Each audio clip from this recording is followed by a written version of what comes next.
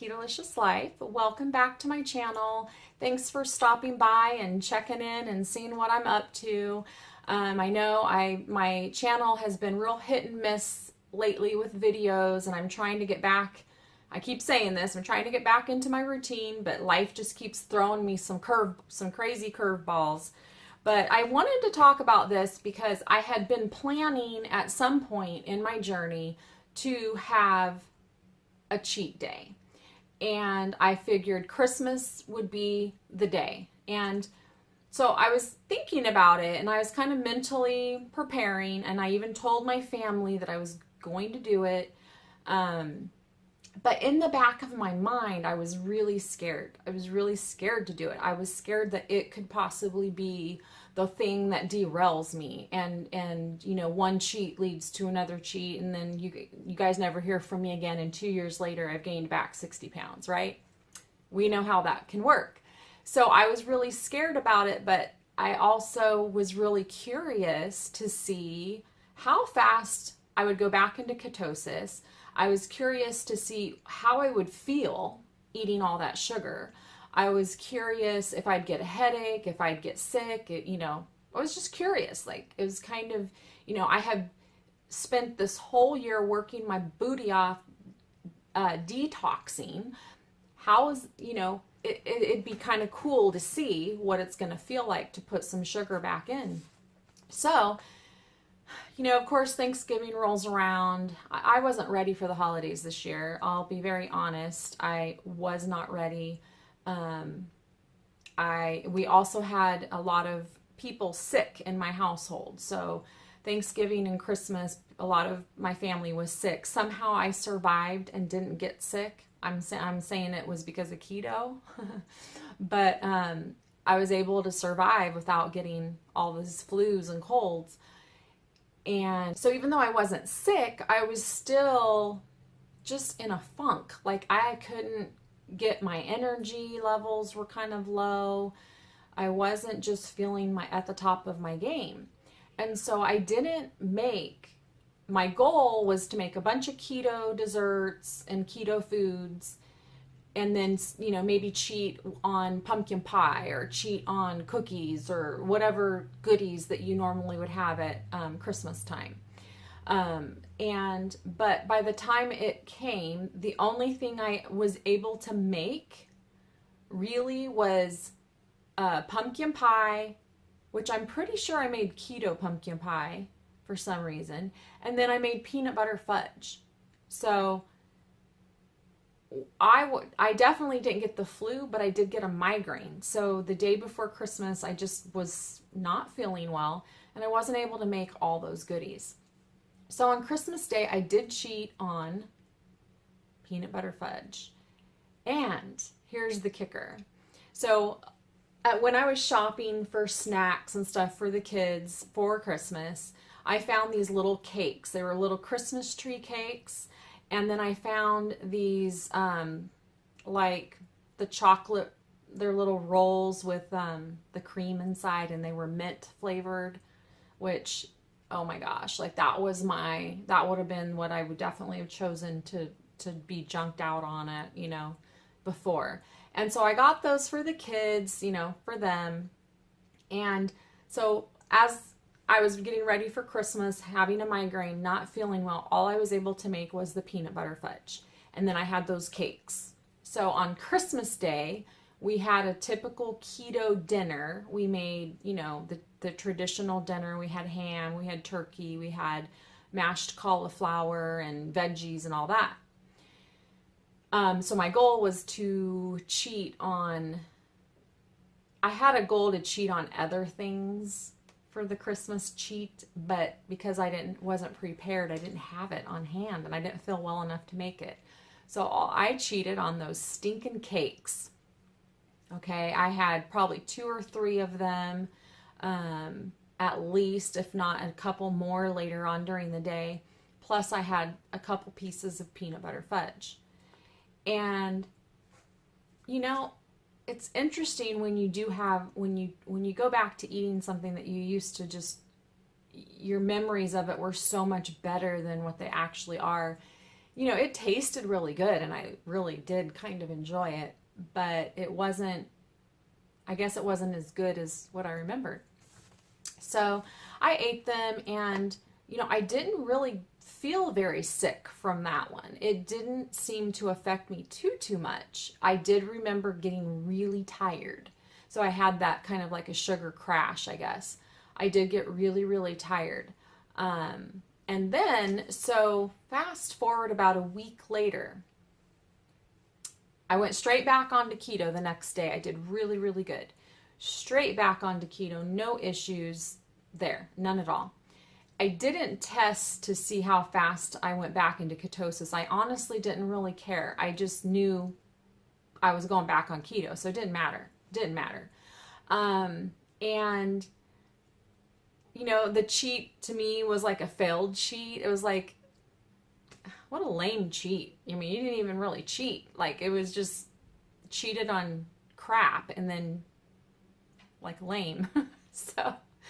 So fast forward a week later, that peanut butter fudge sat on my counter for a solid week, and I didn't even look at it, didn't have any desires to cheat on it.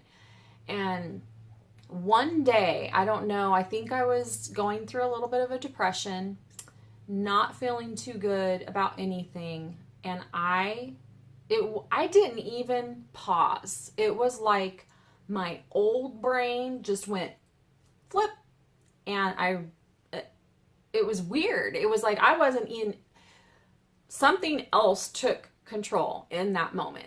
It just goes to show you that you have to be so careful. And so I just immediately grabbed like 4 pieces of fudge and I just ate them. And this is the funny thing. This time, we're talking a week in between cheats, I immediately started feeling a headache coming on. And I felt this like this buzzing sensation in my body, and really I totally crashed. Like, I got really ill feeling, headache, super tired, super grouchy, like super mood went crazy on it. And I was just like, done. I'm done with it. Like, done. My body does not do well with sugar. And it was definitely eye-opening to me. And it was also eye-opening in the fact that it shows, even though I've been somewhat recovered sugar addict for almost 14 months, really I'm not, because I didn't want to do that second cheat. That wasn't even planned. The first one was planned. I made the decision to treat myself on Christmas Day. The second cheat wasn't planned at all. Something totally, my mind just lost all control. And so I had like 4 big pieces of peanut butter fudge, and that was it. So that was eye-opening, and it scared me because, what I was talking about, where we can just slippery slope. So we threw away the fudge, and, I kind of laughed about it with my family because it was just, I talked about it with them. So I told them, I let them know. And I think that's important too. When you do cheat, it's also important to talk about it and have some form of accountability. Now, they weren't, nobody was like, God, Amy, I can't believe you did that. And, nobody did that. Everybody was supportive. And, so yeah, so I went straight back onto keto again, threw the evil peanut butter fudge away, and that was a little bit after Christmas, so here we are going into February, and I've been very keto strong since. In fact, I've done a little bit of tracking just to kind of see where I'm at and what I'm consuming. And my calories are typically on average about 1,300 to 1,400 a day. But I am sort of in a stall. So, I'm, throwing around the idea, do I need to increase my calories, or do I need to eliminate a certain food that might be stalling me? But anyway, my carbs have been pretty low, under 10, about, between 10 and under carbs a day. I find myself eating just a lot of, sort of how I started out in the very beginning, whole foods, proteins, veggies, and then, maybe some fats like cheeses or sour cream or something like that as a condiment type of thing. But, I stay away from processed keto junk food. I really just enjoy eating a good meal. So that's pretty much the little story time about my cheat day. If you've enjoyed this video and me fessing up to my bad deeds, give me a like and a comment down below and let me know any of your thoughts that you have, or let me know if you've had the same situation, and talk about it. And I'd love to hear what you guys have to say. But just remember, if you do have a cheat, just get back on immediately the next day or the next meal. Whatever it is you feel you need to do to stay on target. And, for me, one of the things that's kept me from falling so far off the wagon was that I did have treats to turn to when I had that intense craving, especially during the, your menstrual cycles as women. You have these crazy cravings. So I always have Lily's chocolate on hand, and those are, I can eat one little strip of a bar, and it's very satisfying to me. So sugar-free Jello with a little bit of whipped topping on the top. Let's see, what else? What else do I turn to? A lot of times, if I'm really craving a snack, I'll eat pumpkin seeds. Things like that. If I'm, another thing, I love spicy food, so I'll do salami with jalapeno cream cheese as a snack. Sometimes I do pork rinds dipped in, something spicy, or even the jalapeno cream cheese again. I try to just, instead of not giving myself something, I try to have something when I'm having that craving. But for the most part, those cravings are very, very seldom. And for the most part, I do OMAD. Pretty much have one meal a day, and usually it's about 1,300 to 1,400 calories. Plus I have a keto cold brew with heavy whipping cream, or half and half, depends. But that'll be my one meal of the day, along with a meal, a healthy, good, balanced meal.